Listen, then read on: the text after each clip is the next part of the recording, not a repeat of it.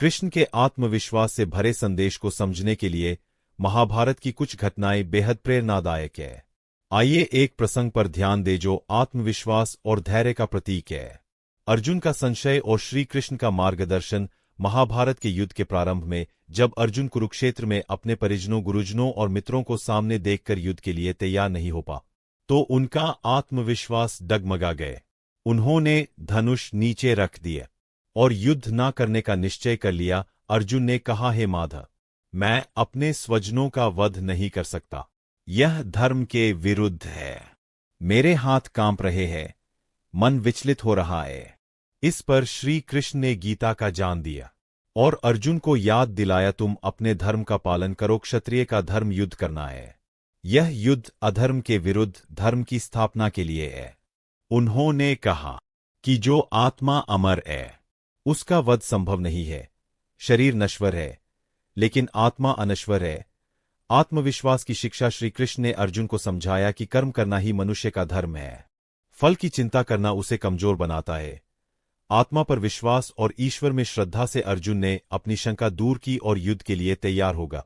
उन्होंने यह भी कहा, यदि तुम अपने कर्म के मार्ग पर डटे रहोगे तो विजय निश्चित है, अगर नहीं तो जीवन भर तुम्हें पछताना पड़ेगा। परिणाम श्री कृष्ण के उपदेशों से अर्जुन ने अपना आत्मविश्वास फिर से पाया। वह युद्ध में अपना सर्वश्रेष्ठ देने के लिए तैयार हुआ। श्री कृष्ण ने अर्जुन के सारथी बनकर उसे हर परिस्थिति में सही मार्ग दिखाए।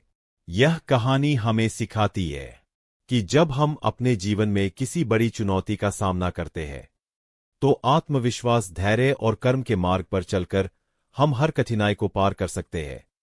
श्री कृष्ण और अर्जुन की यह कथा केवल युद्ध तक सीमित नहीं है, बल्कि जीवन के हर पहलू में गहरी प्रेरणा देती है।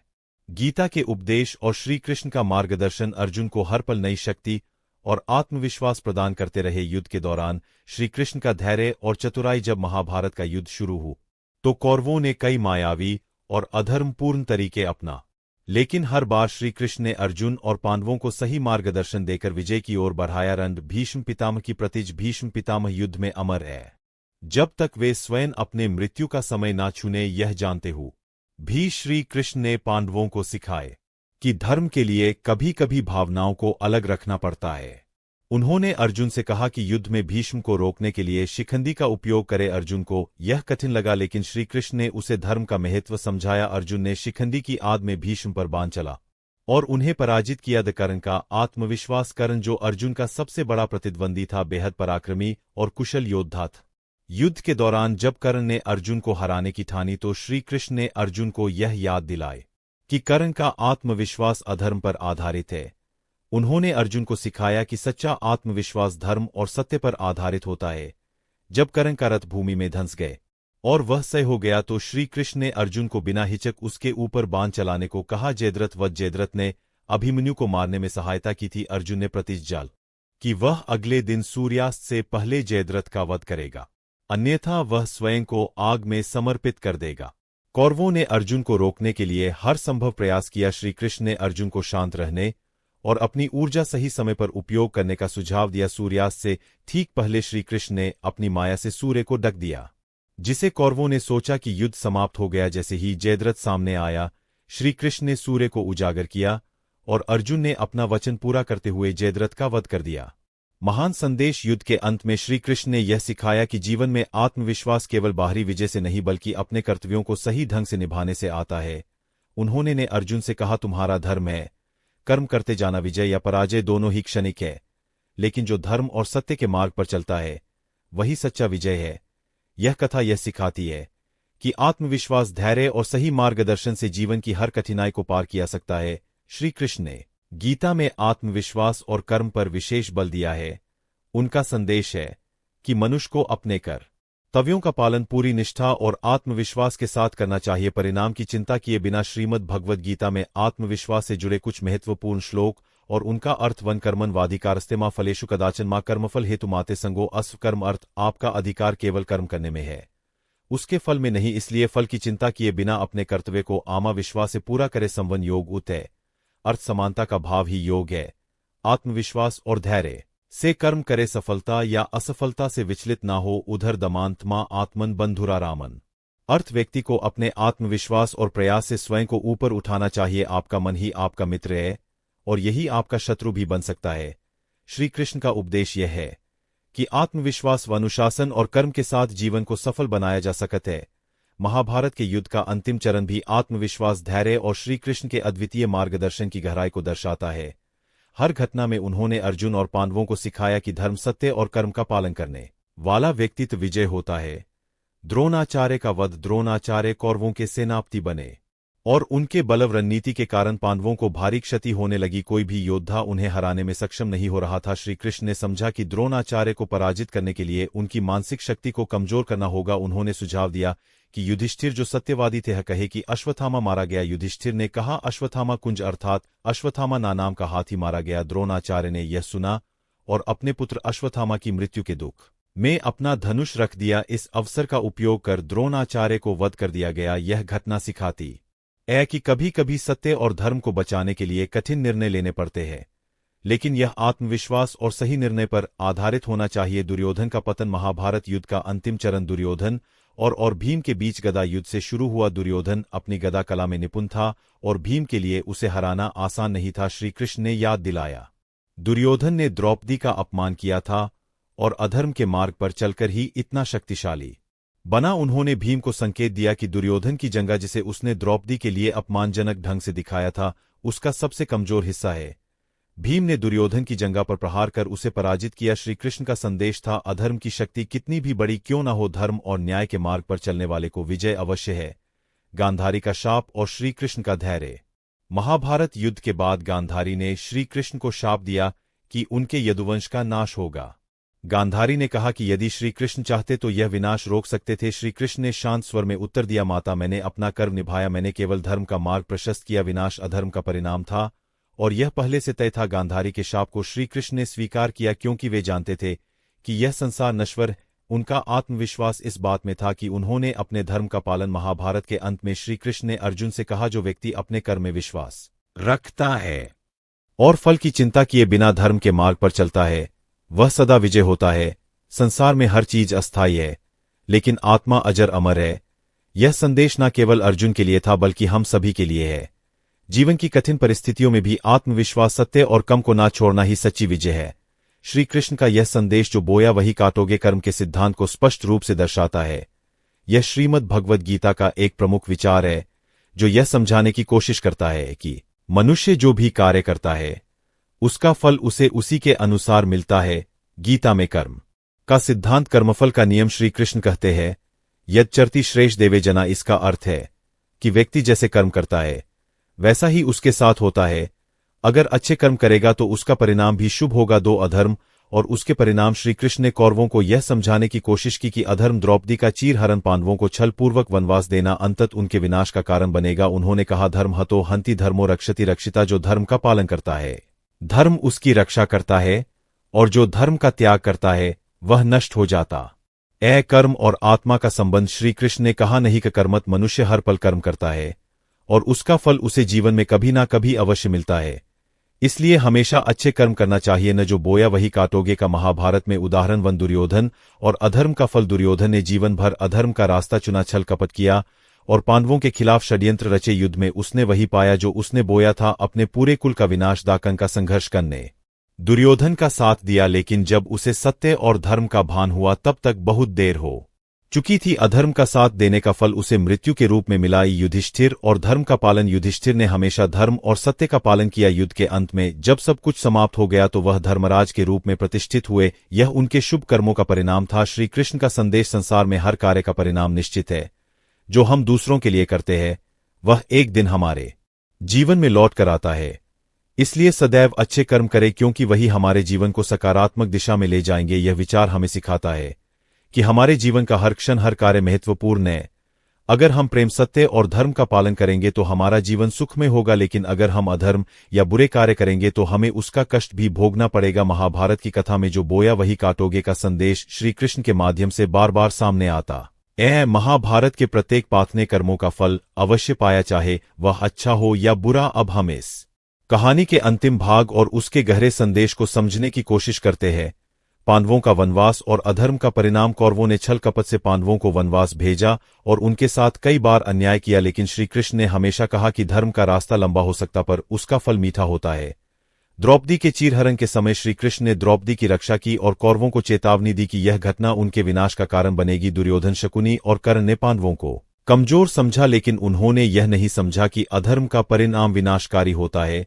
महाभारत युद्ध के अंत में जब दुर्योधन मारा गया तो अश्वत्थामा ने क्रोध में आकर अधर्म का सहारा लिया। उसने रात में पांडवों के शिविर में जाकर द्रौपदी के 5 पुत्रों का वध कर दिया। जब अर्जुन ने अश्वत्थामा को पकड़ा तो द्रौपदी ने उसे क्षमा कर दिया, लेकिन श्री कृष्ण ने कहा कि अश्वत्थामा के इस अधर्म का फल उसे जीवन भर भोगना पड़ेगा। अश्वत्थामा को श्राप दिया गया कि वह चिरकाल तक पृथ्वी पर भटकता रहेगा, अपने कर्मों का फल भोगते हुए। यदुवंश का नाश महाभारत के बाद श्री कृष्ण ने द्वारका लौटकर यदुवंश को संभाला, लेकिन गांधारी के शाप के कारण यदुवंश का विनाश निश्चित था। यदुवंशी आपस में लड़ने लगे और एक दूसरे का वध कर दिया। श्री कृष्ण ने यह सब सहर्ष स्वीकार किया क्योंकि यह कर्मफल का नियम था। उन्होंने कहा, मैं भी इस नियम से बंधा हूं। मेरे यदुवंश ने अधर्म किया था और अब उन्हें उसके परिणाम का सामना करना होगा। श्री कृष्ण का महाप्रयाण यदुवंश के नाश के बाद श्री कृष्ण जंगल में एक पेड़ के नीचे ध्यान मगन हो गए। वही एक शिकारी ने गलती से उनके पैर पर बांध चलाया, जिससे उनका मानव रूप समाप्त हो गया। श्री कृष्ण ने यह दिखाया कि इस संसार में हर व्यक्ति को अपने कर्मों का फल भोगना पड़ता है, चाहे वह अवतार ही क्यों न हो। पांडवों का स्वर्गारोहण युद्ध समाप्त होने के बाद पांडवों ने राज्य का भार परीक्षित को सौंप दिया और हिमालय की ओर स्वर्गारोहण के लिए प्रस्थान किया। रास्ते में द्रौपदी और 4 भाई अपने अपने पापों के कारण क्रमश गिरते गए। केवल युधिष्ठिर धर्म का पूरी तरह पालन करने के कारण स्वर्ग तक जीवित पहुंचे। कहानी का अंतिम संदेश महाभारत का अंत यह सिखाता है कि कर्म अटल है, हर व्यक्ति को अपने कर्म का फल अवश्य मिलता है। धर्म की विजय होती है। अधर्म चाहे तना भी शक्तिशाली क्यों न हो, अंत में धर्म की ही जीत होती है। जीवन क्षणभंगुर जीवन का उद्देश्य अच्छे कर्म करना और आत्मा को शुद्ध करना है। श्री कृष्ण कहते हैं कि सत्य, धर्म और प्रेम का पालन करता है वही सच्चे अर्थों में सफल है। संसार में सब कुछ नश्वर है, लेकिन कर्म और आत्मा अमर है। यह कथा हमें अपने जीवन में अच्छे कर्म करने और सत्य के मार्ग पर चलने की प्रेरणा देती है। महाभारत के बाद की कथा में भी श्री कृष्ण के कर्मफल और धर्म के सिद्धांतों का प्रभाव स्पष्ट दिखता है। यदुवंश के नाश और पांडवों के स्वर्गारोहण के बाद महाभारत का संदेश समय पर हमारे जीवन के हर पहलू में दिखाई देता है। परीक्षित की परीक्षा और कलयुग का आरंभ। महाभारत के बाद पांडवों के वंश परीक्षित ने राज्य संभाला। परीक्षित धर्मराज युधिष्ठिर के उत्तराधिकारी थे और उन्होंने राज्य को धर्म के मार्ग पर चलाने की कोशिश की। एक दिन उन करदियाशी ने परीक्षित को श्राप दिया कि उन 7 दिन तक नाम कसर पर चलेगा। परीक्षित का प्रायश्चित और कर्मफल। परीक्षित ने अपने श्राप को स्वीकार किया और अंतिम समय में भागवत कथा सुनकर भगवान विष्णु का स्मरण किया। तक्षक ने उन्हें डसा, लेकिन उनके भक्ति भाव ने उन्हें मोक्ष दिलाया। यह घटना कर्मफल के सिद्धांत को और स्पष्ट करती है। भले ही बुरा कर्म किया जाए, लेकिन सच्चे प्रायश्चित और भक्ति से जीवन को सुधारना संभव है। कलयुग का आगमन। श्री कृष्ण ने महाभारत के अंत में कहा था कि उनके जाने के बाद कलयुग का होगा। कलयुग में अधर्म, पाप और अजान बढ़ेगा, लेकिन उन्होंने यह भी कहा, हर युग में जब अधर्म बढ़ेगा तब मैं धर्म की स्थापना के लिए अवतार लूंगा। कलयुग में श्रीमद् भगवद गीता, भागवत कथा और उनके उपदेश हमारे लिए जीवन के मार्गदर्शक बने। धर्म और कर्म की परंपरा का निरंतर प्रवाह। महाभारत और श्री कृष्ण की शिक्षाओं के बाद उनका संदेश पूरे विश्व में फैलने लगा। अर्जुन के वंशज और परीक्षित के पुत्र जन्म जने धर्म को बनाए रखने के लिए कई यजकीय विषयों और संतों ने गीता के संदेश को जनता तक पहुंचाया। श्री कृष्ण के जीवन की लीलाओं ने भक्तों को प्रेम, भक्ति और धर्म का मार्ग दिखाया। आधुनिक जीवन में महाभारत का संदेश। महाभारत और श्री कृष्ण के उपदेश हमें यह सिखाते हैं, कर्म करो जो हम दूसरों के लिए करते हैं, वही लौटकर हमारे पास आता है। धैर्य और आत्मविश्वास रख। जीवन में कठिनाइयां आएंगी, लेकिन धैर्य और विश्वास से उन्हें पार किया जा सकता है। धर्म के मार्ग पर चले, सत्य और धर्म का पालन करने वाला व्यक्ति सदा विजय होता है। महाभारत का संदेश अमर है। श्री कृष्ण की गीता केवल अर्जुन के लिए नहीं थी, बल्कि हर मनुष्य के लिए थी। यह हमें अपने कर्म और धर्म को समझने, जीवन की चुनौतियों का सामना करने और सच्चाई के मार्ग पर चलने की प्रेरणा देती है। धर्म और सत्य की शक्ति सबसे बड़ा अंतिम संदेश था। महाभारत की कथा और श्री कृष्ण के संदेश का अंत नहीं होता, क्योंकि उनका ज्ञान और दर्शन अनंत है। अब तक की कहानी ने कर्म, धर्म और जीवन के गुर सिद्धांतों को उजागर किया। आगे श्री कृष्ण की लीलाओं और उनके जीवन से प्रेरणा लेने की बात आती है, जो हमें हर परिस्थिति में मार्गदर्शन देती है। श्री कृष्ण की भविष्यवाणी और कलयुग का प्रभाव। महाभारत युद्ध के बाद श्री कृष्ण ने संकेत दिया था कि यह युग द्वापर युग समाप्त हो रहा है और अब कलयुग का आरंभ होगा। उन्होंने कहा था कलयुग में मनुष्य मोह क्रोध लोभ और अहंकार में फंस जाएगा, लेकिन जो मेरे नाम का स्मरण करेगा और गीता के ज्ञान को अपनाए वह इन बंधनों से मुक्त हो जाएगा। श्री कृष्ण ने यह भी कहा कि हर युग में अधर्म बढ़ेगा, तब अवतार लेकर धर्म की स्थापना करूंगा। गीता का मह बढ़ता गया। महाभारत युद्ध समाप्त होने के बाद अर्जुन, युधिष्ठिर और अन्य पांडवों ने श्री कृष्ण के उपदेश को जीवन का आधार बनाया। पांडवों ने धर्म के आधार पर राज्य किया। परीक्षित और जन्मेजय जैसे उनके वंशजों ने भी धर्म की स्थापना के लिए कार्य किए। श्री कृष्ण के गीता में दिए गए सिद्धांतों ने पूरे समाज को प्रेरित किया। आध्यात्मिक परंपराओं का विकास। गीता ने न केवल भारत में बल्कि पूरे विश्व में आध्यात्मिक सोच को एक नई दिशा दी। यह पुस्तक जीवन का मार्गदर्शक बन गई और हर युग में इसके सिद्धांतों का महत्व बढ़ता गया। आधुनिक संदर्भ में श्री कृष्ण का संदेश, श्री कृष्ण का जो बोया वही काटोगे का संदेश आज भी प्रासंगिक है। यदि हम अच्छे कर्म करेंगे तो हमारा जीवन सुखमय होगा। यदि हम अधर्म या अन्याय का रास्ता चुनेंगे तो उसका परिणाम हमें अवश्य भोगना पड़ेगा। गीता का यह श्लोक हमें प्रेरित करता है, कर्मण्यवाधिकारस्ते मा फलेषु कदाचन। तुम्हारा अधिकार केवल कर्म करने में है, उसके फल पर नहीं। इसका अर्थ है कि जीवन में हमें कर्म करते रहना चाहिए बिना फल की चिंता किए। यही श्री कृष्ण का सिखाया हुआ सबसे महत्वपूर्ण बात है। श्री कृष्ण का अंतिम संदेश। जब श्री कृष्ण ने अपने मानव रूप को त्यागा और बैकुंठ लौटे तो उन्होंने यह अंतिम संदेश दिया था, अधर्म का पालन करो, चाहे परिस्थितियां कैसी भी हो। संसार नश्वर है लेकिन आत्मा अमर है। अपने कर्मों और विचारों को शुद्ध रखो। सत्य और प्रेम से बड़ा कोई धर्म नहीं है। श्री कृष्ण का जीवन हमें यह सिखाता है कि हर परिस्थिति में आत्मविश्वास और धैर्य बनाए रखे। अच्छे कर्म करना और धर्म का पालन करना ही जीवन का मुख्य उद्देश्य है। जो भी हम संसार में बोते हैं वही हमें लौटकर मिलता है। इसलिए सदैव प्रेम, दया और सत्य का पालन करे। जो व्यक्ति अपने कर्म को समर्पण भाव से करता है वह मेरा प्रिय है। ऐसे व्यक्ति को संसार में ना तो किसी से डरने की आवश्यकता है, ना ही किसी से कुछ मांगने की। महाभारत की कथा और श्री कृष्ण के उपदेश हमें आज भी जीवन जीने का सही मार्ग दिखाते हैं। यह कहानी केवल युद्ध की नहीं बल्कि आत्मा के उत्थान और कम की महत्ता की है। महाभारत की कहानी और श्री कृष्ण का संदेश अनंत है। उनके जीवन और उपदेशों में इतना गहरा अर्थ है कि वे हर समय और हर युग में हमारे लिए प्रेरणा का स्रोत बने रहते हैं। महाभारत के पश्चात जो घटनाएं हुई उनमें श्री कृष्ण के जीवन के अंतिम भाग और उसके गहरे संदेशों का विस्तार होता है। श्री कृष्ण का अंतिम समय यदुवंश के नाश और द्वारका के पतन के बाद श्री कृष्ण ने अपना समय एकांत में व्यतीत करना शुरू किया। उन्होंने संसार के नश्वर स्वरूप को समझाया और यह भी बताया कि हर जीवा को अपने कर्म का फल भोगना पड़ता है। उन्होंने कहा था प्रकृति के नियम अटल है, जो जम लेता है उसका अंत भी निश्चित है, लेकिन आत्मा अमर है। श्री कृष्ण ने अपने शेष समय को ध्यान और समाधि में बिताया। जरा नामक शिकारी और श्री कृष्ण का महाप्रयाण। एक दिन जब श्री कृष्ण जंगल में एक पेड़ के नीचे ध्यान लीन थे तो जरा नामक शिकारी ने गलती से उनके पैर को हिरन समझकर तीर चला दिया। जब जरा को अपनी भूल का एहसास हुआ तो वह श्री कृष्ण के चरणों में गिर पड़ा। श्री कृष्ण ने उसे माफ कर दिया और कहा, यह मेरे कर्म का फल है। मैंने रामावतार में बाली को छिपकर मारा था और अब वही कर्म लौटकर मेरे पास आया है। श्री कृष्ण ने अपने मानव रूप को त्याग दिया और बैकुंठ लौट गए। श्री कृष्ण के महाप्रयाण के बाद द्वारका नगरी धीरे धीरे समुद्र में समा गई। यह घटना दर्शाती है कि यह संसार अस्थायी है, चाहे कितना भी वैभव हो, अंत में सब कुछ नश्वर है। श्री कृष्ण ने पहले ही इस घटना की भविष्यवाणी कर दी थी। पांडवों का स्वर्गारोहण। श्री कृष्ण के जाने के बाद पांडवों ने अपना राज्य परीक्षित को सौंप दिया और हिमालय की ओर स्वर्गारोहण के लिए प्रस्थान किया। यह यात्रा उनके जीवन के कर मोह का प्रतीक थी। युधिष्ठिर को छोड़कर सभी पांडव और द्रौपदी अपने अपने कर्मों के कारण यात्रा के दौरान गिरते गए। युधिष्ठिर जिन्होंने सत्य और धर्म का पालन किया था, जीवित अवस्था में स्वर्ग पहुंचे। श्री कृष्ण की शिक्षाओं का प्रभाव। महाभारत के पश्चात श्री कृष्ण की शिक्षाएं हर युग में प्रेरणा का स्रोत बनी। गीता का उपदेश केवल अर्जुन के लिए नहीं था बल्कि संपूर्ण मानव जाति के लिए था। यह बताता है जीवन में कर्म करना ही हमारा धर्म है, फल की चिंता किए बिना अपने जब कर्तव्यों का पालन करे। धर्म और सत्य का पालन। श्री कृष्ण ने दिखाया कि धर्म का पालन करने वाला व्यक्ति कठिन परिस्थितियों में भी विजय होता है। जीवन की अस्थिरता। उन्होंने यह भी सिखाया कि यह संसार अस्थायी है लेकिन आत्मा अमर है।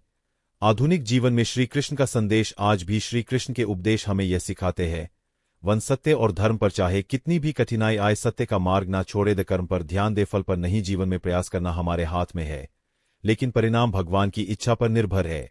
त्राय, मोह और अहंकार से बचे। जीवन में जो कुछ भी है वह नश्वर है, इसलिए इसे अपना मानकर मोहन करे। अंतिम निष्कर्ष। महाभारत की कथा और श्री कृष्ण का जीवन हमें यह सिखाता है कि जो बोया वही काटोगे। हर व्यक्ति अपने कर्मों के आधार पर जीवन में सुख या दुख भोगता है। धर्म की सदा विजय होती है। अधर्म कितनी भी शक्ति क्यों न जुटा ले, अंततः धर्म ही विजय होता है। संसार में मोह छोड़ो और सत्य के मार्ग पर चलो। श्री कृष्ण का अंतिम संदेश यही है। संसार नश्वर है। अपने कर्म और धर्म से अपने जीवन को अर्थपूर्ण बना।